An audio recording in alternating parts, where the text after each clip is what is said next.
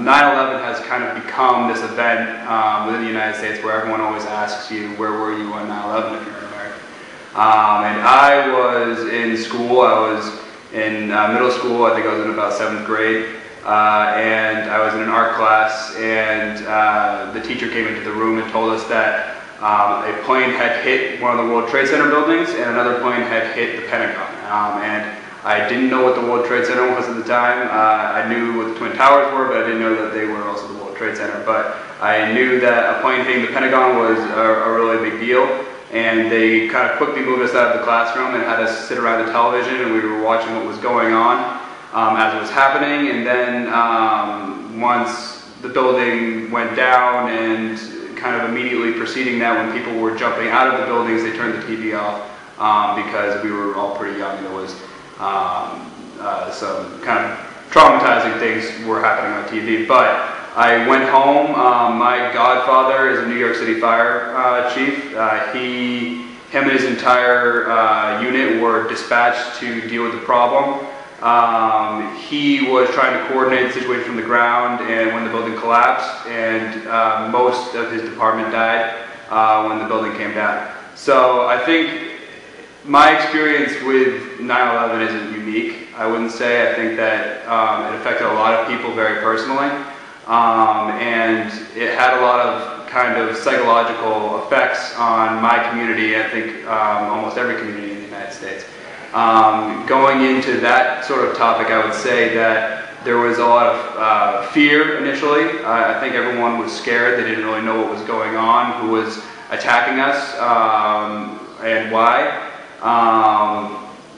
And there was a lot of kind of anxiety that there were going to be other attacks happening shortly in different areas. So everyone was pretty scared. Everyone was trying to contact their family, making sure that their family was okay. After the fear, I'd say a lot of anger came, and people became very angry about the situation. And I think that the Muslim community in the United States became very alienated as a result of that anger, because it came out relatively quickly that Osama bin Laden was implicated in the attack. So a lot of people became angry as a result of that, and my personal experience was no exception. There were a lot of people who, within my community, who didn't really understand kind of our relationship with the Muslim world. They didn't really understand. I mean, I'm from a pretty small town in a rural area, so there isn't really a lot of diversity within my particular community. It was a lot of people who had maybe never met a Muslim person before, had never met an Arab person before even, or someone from, I'd say there's some people in my community that probably never met someone from a different country before.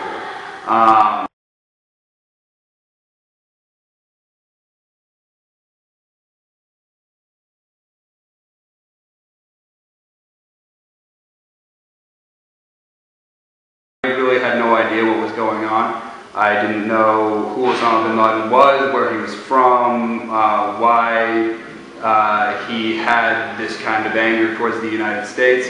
And I wouldn't say that that prompted me to want to learn more in an immediate way, but it kind of, as kind of the product of this happening, I became more exposed to the Muslim world. People became much more kind of focused on what was going on, and I wanted to understand it more. Than over a period of time, particularly I wanted to understand what was happening with more depth, and so I started kind of personally taking it upon myself to read about things that were going on in the Middle East, kind of try and understand things a bit more. And this process happened over the course of a number of years. I graduated from high school, and I went to college, and I didn't know exactly what I wanted to do, but when I ended up going to college, I found out that my college offered Arabic. So I had kind of this kind of vested interest in learning more about the region and more about the Arabic language and all that kind of stuff. So I wanted to learn a language that wasn't a kind of a widely spoken European language. I stayed French for a couple of years, and it never really kind of struck me as something that I was really interested in learning in the long run. So I wanted to either learn Arabic or Chinese, and I chose Arabic. And then my interest kind of gained a lot of momentum from there. So I wanted to learn more about kind of solely the Arabic language and kind of politics as they pertain to the Arab world, and that was kind of what initially sparked my interest. I thought the political situation and our political relationship with the Arab world and the Muslim world was something that was very interesting.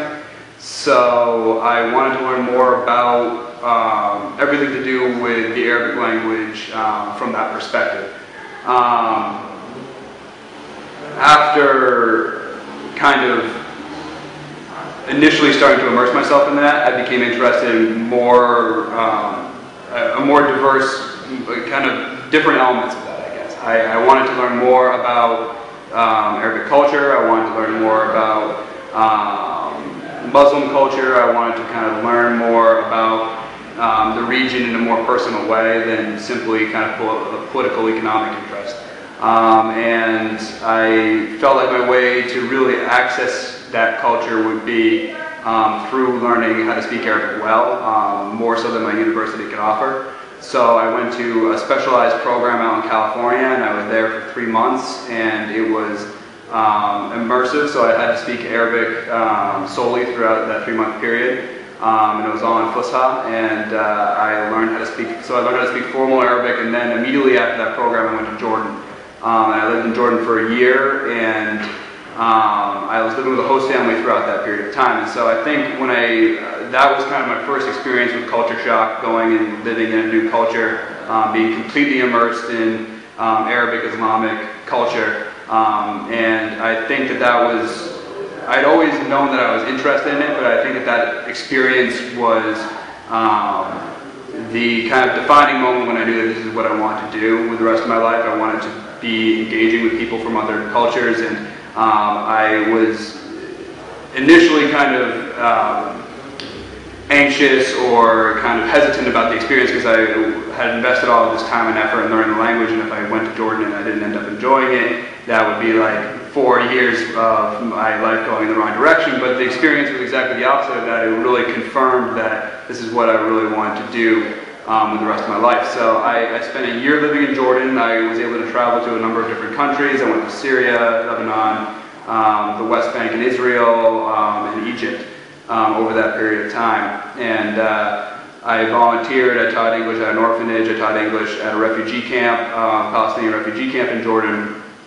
And all of these kinds of experiences really gave me a very kind of personal and deep kind of connection, I felt, with Jordan, with people in Jordan, with my host family, with my friends that I met out there. And I think that through these types of experiences, we can really, and only through these types of experiences, and not just Americans going to an Arabic-speaking country or a Muslim country, I think by doing the opposite, by bringing people from Muslim and Arabic-speaking countries, a religiously Muslim country or an Arabic-speaking country, and bringing them to the United States would really give people a personal connection with another kind of perspective on history, religion, and culture that you wouldn't necessarily ever get in a small community like I was living in. I mean, I would have never, had I stayed in my community, I would have never kind of learned anything about the Arabic language. I would still kind of have an ignorant perspective towards the Middle East, and I think that there are still many, many people in the United States. I know that there are many, many people in the United States. I've been back to my community since, and that still kind of retain these ignorant ideas about the Arabic-speaking and Muslim world.